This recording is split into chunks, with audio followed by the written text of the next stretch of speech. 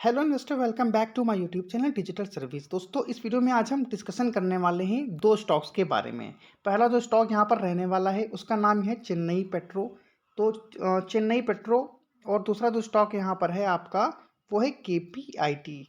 तो चेन्नई पेट्रो और केपीआईटी दो स्टॉक हैं। यहाँ पर आपको किस प्राइस पर स्टॉक को खरीदना है, टारगेट क्या दिखाई दे सकते हैं और क्या स्टॉप लॉस रहने वाला है, हर एक पॉइंट पर चर्चा करने वाले हैं। चैनल पर पहली बार आए हैं तो चैनल को सब्सक्राइब करना बिल्कुल ना भूलें।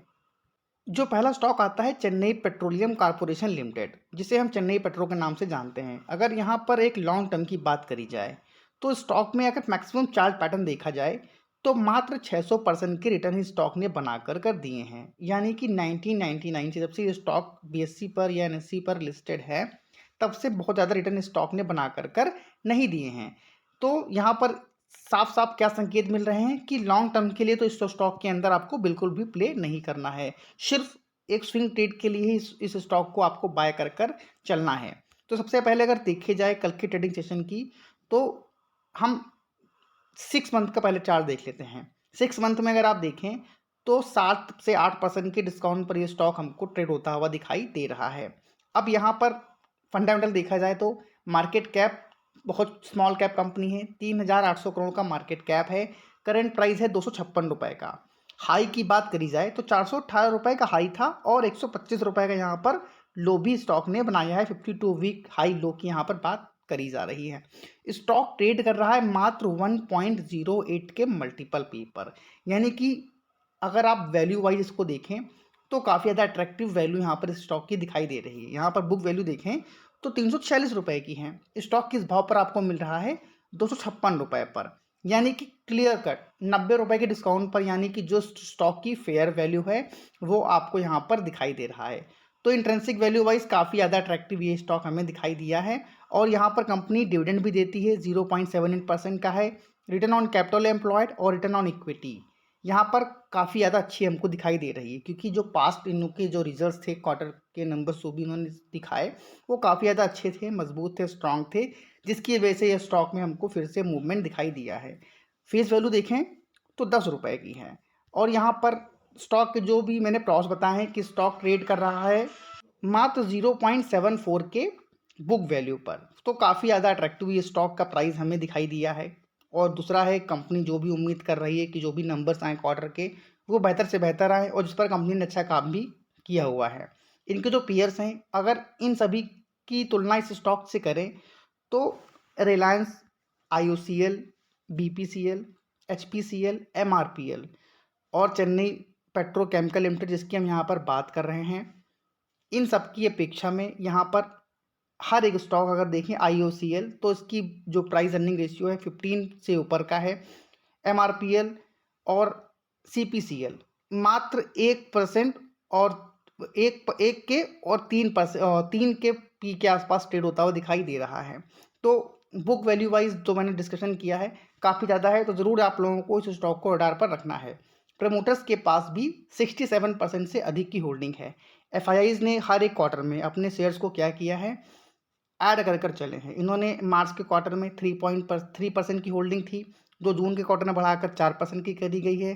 फिर यहाँ 4.5% की, और दिसंबर में कितना, 5 की। तो यानी कि हर एक क्वार्टर पर इन्होंने अपने स्टॉक में, अपने पोर्टफोलियो में इस स्टॉक को ऐड किया हुआ है। टीआईएस की बात करी जाए तो मार्च 2022 में 5% की होल्डिंग थी, जून में प्रॉफिट बुकिंग करी और फिर से यहाँ पर एकोमोडेशन स्टार्ट उन्होंने कर दिया है। तो एफआईआईज और डीआईएस दोनों ने इस स्टॉक को अच्छे खासे नीचे के जो भाव स्टॉक में दिखाई दिए उसको बाय किया हुआ है। पब्लिक के पास 24% की होल्डिंग दिखाई दे रही है।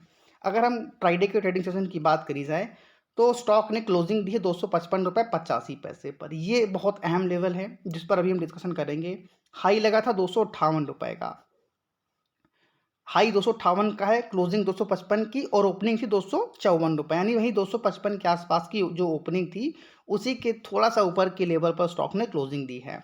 अब अगर टेक्निकल चार्ट्स पर देखें तो आप यहाँ पर देख सकते हैं कि इसका जो एक मेजर रेजिस्टेंस रहा करता था 250 रुपये के आसपास का, यहाँ पर ये आप लेवल देख रहे हैं 250 रुपये के आसपास का, जहाँ पर स्टॉक ने एक बार रेजिस्टेंस का सामना करा था और स्टॉक में गिरावट आई। ये जो लेवल मान के चलिए आप 240 रुपये के आसपास के भाव के हैं। और यहाँ पर एक जो मेजर इसका सपोर्ट रहा करता था ₹220, ₹225 यहाँ पर आने के बाद स्टॉक में फिर से बाइंग आई है। और यही जो इसका जो सपोर्ट है, पहले रेजिस्टेंस रहा करता था, जहाँ पर देखिए अगर स्टॉक ने कई बार ऊपर जाने की कोशिश करी, बट यहाँ पर स्टॉक में डिक्लाइन आया। बट इस बार अच्छे खासी वॉल्यूम को देखें अगर, तो वॉल्यूम भी काफ़ी अच्छे यहाँ पर इमर्ज होते हुए नज़र आए हैं और स्टॉक ने ऊपर जाने की कोशिश करी। और यहाँ पर एक सबसे अच्छी बात क्या है कि बायर्स और सेलर्स में काफ़ी अच्छी फाइट होती है दिखाई दी है। और यहाँ पर अंत में जीत किसकी हुई है? बायर्स की, जिन्होंने यहाँ पर स्टॉक को ऊपर ले जाने की कोशिश करी है, जिसका साफ साफ यहाँ पर आप देख रहे हैं कि एक डोजी कैंडल यहाँ हमको जनरेट होती नज़र आ रही है इस स्टॉक के अंदर।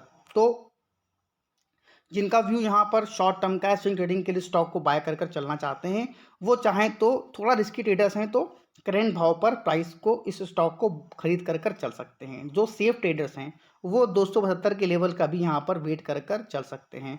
तो 255 रुपये से लेकर 275 रुपये के भाव पर इस स्टॉक को आपको ऐड कर चलना है अपने पोर्टफोलियो में स्विंग ट्रेडिंग के लिए। शब्दों पर जरूर ध्यान दें, वीडियो को स्किप बिल्कुल नहीं करें। और वीडियो को स्किप अगर करेंगे तो क्या होगा, आप सिर्फ भाव देख कर स्टॉक को बाय कर लेंगे। फिर अगर किसी भी तरह की दिक्कत आती है तो आप उसमें दोष किसको देते हैं? स्वयं को दोष कभी नहीं देते हैं, सामने वाले को दोष देते हैं।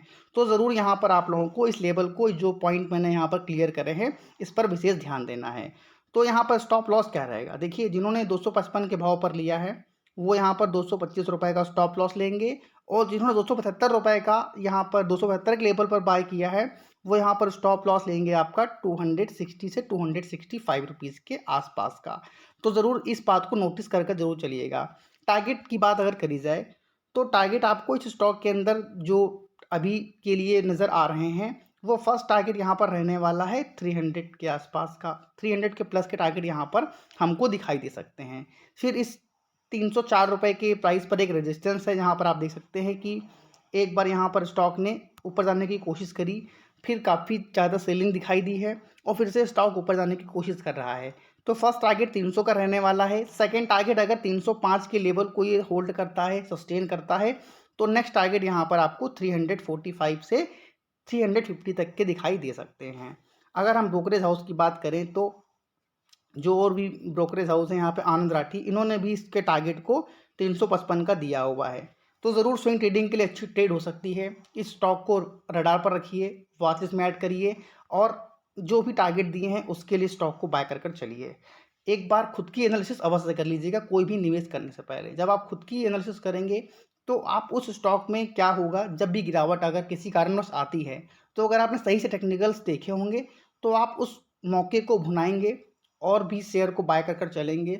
और जो टारगेट बताए गए हैं उसके लिए यहाँ पर आपको प्रॉफिट भी हो सकता है। तो ज़रूर एक बार खुद की जब एनालिसिस करेंगे ना, तो कॉन्फिडेंस की जो कमी आती है, जब अक्सर क्या होता है जब मार्केट में गिरावट होती है, तो खुद की एनालिसिस ना रहने के कारण सिर्फ यूट्यूब पर किसी के वीडियो भी देख कर जब निवेश करते हैं तो आप उस स्टॉक में पॉजिटिव नहीं रह पाते हैं।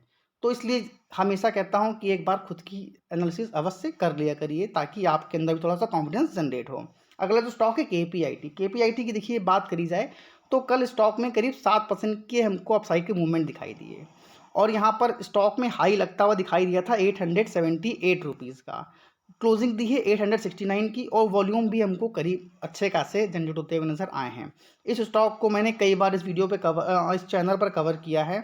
और यहाँ पर जो टारगेट हमने बताए थे, जब 700 रुपये के आसपास स्टॉक पहले ट्रेड कर रहा था तब बाय करने की सलाह दी थी लॉन्ग टर्म निवेशकों के लिए।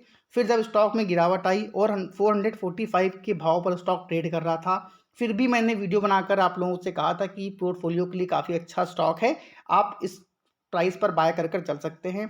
आज रिजल्ट आपके सामने है। आज स्टॉक में क्या हुआ, 869 के आसपास स्टॉक ट्रेड कर रहा है। तो जिन्होंने इसको उस भाव पर लिया होगा, मान लिया आपका एवरेज अगर करने के बाद भी स्टॉक में 600, 650 या 700 रुपये के प्राइस पर आपको स्टॉक मिला होगा, तब भी अच्छे खासे रिटर्न प्रॉफिट पर आप लोग यहाँ पर बैठे हुए हैं। तो लॉन्ग टर्म में है तो बिल्कुल होल्ड एंड कंटिन्यू करिए, क्योंकि फ्यूचर के बिजनेस पर कंपनी काम कर रही है। इलेक्ट्रिक व्हीकल्स जो भी हैं उसके लिए जो भी टेक्नोलॉजी की ज़रूरत होती है, उस बेस पर कंपनी काम कर रही है, उस टेक्नोलॉजी पर कंपनी काम कर रही है। इसका जो पीयर्स है टाटा एलेक्सी, काफ़ी अच्छी कंपनी है, इस पर भी आप लोग चाहो तो फोकस बना कर रख सकते हो। तो टाटा एलेक्सी और केपीआईटी ये दोनों स्टॉक काफ़ी अच्छा है, फ्यूचर ओरिएंटेड बिजनेस है, तो काफ़ी अच्छा यहाँ पर प्रॉफिट दे सकते हैं। तो ज़रूर यहाँ पर फोकस बनाकर रखिएगा। और यहाँ पर अगर हम इसकी अभी शॉर्ट टर्म की टारगेट की बात करें तो इसके अंदर हमको 10 से लेकर 30% के अपसाइड के मूवमेंट दिखाई दे रहे हैं। तो ज़रूर यहाँ पर आप चाहो तो इस रिटर्न के लिए भी स्टॉक में बाय कर चल सकते हो। लेकिन जो मेरा मानना है कि इस स्टॉक में ट्रेडिंग ना करें, सिर्फ लॉन्ग टर्म अगर व्यू है तब भी इस स्टॉक को बाय कर चलें। लॉन्ग टर्म में काफ़ी अच्छा कंपनी कर रही है और कोई भी पैसा एक साथ नहीं लगाना है, हमेशा टुकड़ों में पैसा लगाएं। अगर 1 लाख का स्टॉक को बाय करने का मन है तो मात्र 10 से 15 हज़ार रुपये ही स्टॉक में अभी लगाएं। फिर अगर कभी भी आपको स्टॉक में किसी भी कारणवश अगर मार्केट में गिरावट आए तो आपको नीचे के भाव पर स्टॉक को बाय कर चलना है। इस तरह के क्वालिटी कंटेंट को पाने के लिए भविष्य में चैनल को सब्सक्राइब करना और दोस्तों के साथ वीडियो को शेयर करना बिल्कुल ना भूलें। Thank you for watching this video. जय हिंद, जय भारत।